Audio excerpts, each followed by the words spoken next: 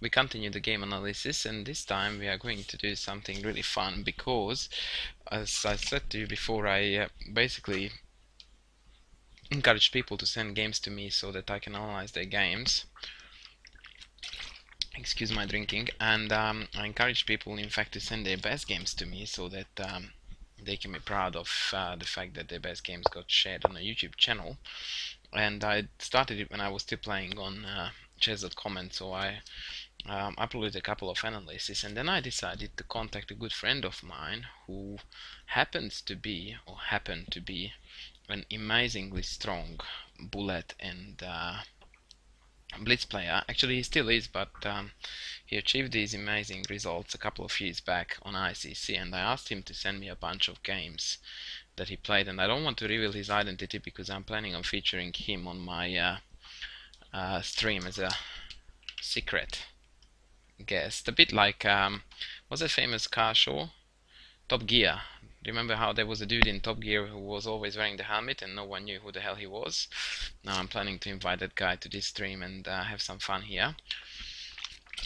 But on this YouTube channel, I'm going to analyze some of his games that he played in the past on ICC, and this one was played against GM Sergei Shipov, who used to be not only an outstanding player but a fantastic coach and commentator. You can see his stuff on chessbase.com on a regular basis, and I could, if I wanted, to prove you that this game really was played by him, but I don't think it's necessary. I hope that you believe me. So yeah, let's have a look at the game. My good friend is white and Shipov is black. So Queen's Gambit accepted. Knight c3 is what I normally play here as white, and so did my friend. These rows are fairly annoying and I don't know how to get rid of them. Does this one get rid of them? Yeah, it does. Okay. So a6 was played. The idea is to hang on to the pawn with b5, of course. a4 prevents that, and now knight c6, knight a5 is a secondary option to still try to hang on to the pawn as long as possible. Indeed, knight c6, e4, knight a5, and bishop e2. I'm not quite sure what theory is here. Something rings me a bell about bishop e3, but I might be wrong. Bishop e2, knight f6 castles, very logical play by white's side. Tries to complete development as soon as possible. And c5 trying to hit the center. Both sides are playing really logical chess. d5, ed, ed. Now it's very often the question whether this pawn is a strength or a weakness. This is an interesting debate in this opening line. Bishop e7 feels a bit funny. I feel like bishop d6 was a possibility, but bishop g5 pin might have been annoying in that case, followed up by knight e4. So I think it's legit. Bishop f4, trying to put more pressure there now. So now bishop d6 is actually forced. So with transposition we arrived in this position where the pin is on the board. But both sides are nearly completing their development, so we are looking at a very decent game. Please again excuse the drinking, but I spoke too much before and on stream and on analysis, so I had to. Now instead of h6 I reckon castling would be a safer option here. Not sure if the computer approves it. Yep, it does. Yeah, after takes knight e4, it feels like white slid in development is just getting too nasty. Queen g6, rook e1. So now there are lots of threats based on the discover the text, knight takes, queen takes, and then bishop goes anywhere is gonna be check. So black really has to be careful here. He castled, and then white played another very strong move, which is something that I would like to advise you to keep in mind. Sorry, not just yet. Bishop f1. Yeah, I think he should have played here what he played in oh no, he couldn't have. Never mind. Bishop f1 was necessary to guard the knight on e4, but perhaps taking on d6 is what the computer would suggest. I don't know. Maybe. Maybe. Oh, and there is a very interesting motif here.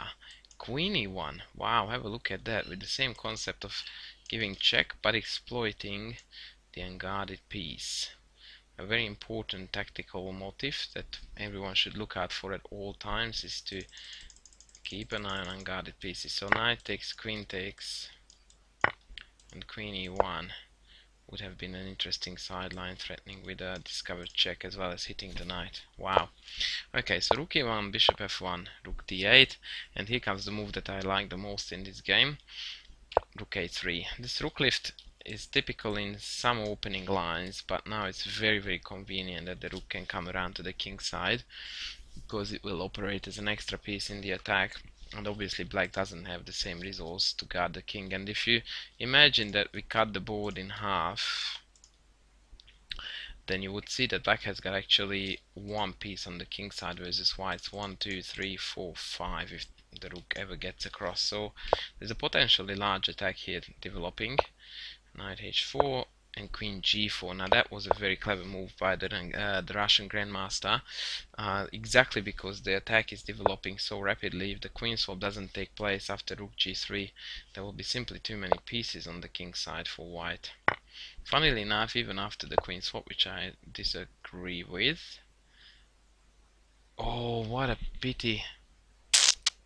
Okay, that's a big mistake here. Knight f6 check would have won the game for white because of retake, and rook g3 wins the queen. Mind you, we are analyzing a 2-minute game here, so tactical blunders do occur, but it's a very spectacular thing. So knight f6 check takes rook g3 and white wins because of the pin.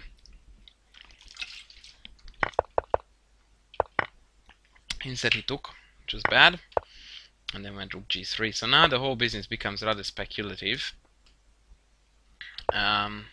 and white is aiming for some cheap tricks, and as you can see, or you will see, it works out for him beautifully.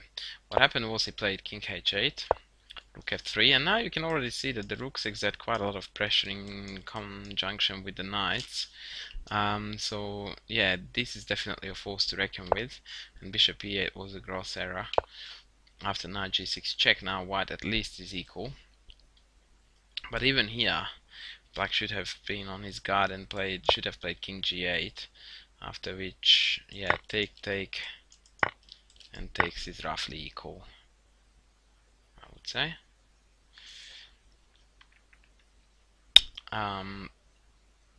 Be careful that takes is not good because of this check, and once again the rook's power is quite strong. So that would have been the lesser evil, but poor Shipov decided to take this pawn here, and as you could see, the evaluation immediately went through the top of my screen, because now after rook f8, king h7, white had a beautiful checkmate to finish with. Knight g5 check, pawn takes, which wasn't played, I think. Oh yeah, it was actually, and rook h3 mate. A very picturesque finish of a very nice game. I hope you guys enjoyed it, and I'll be back with more soon. Thanks for watching. Don't forget to subscribe and all that jazz. Bye.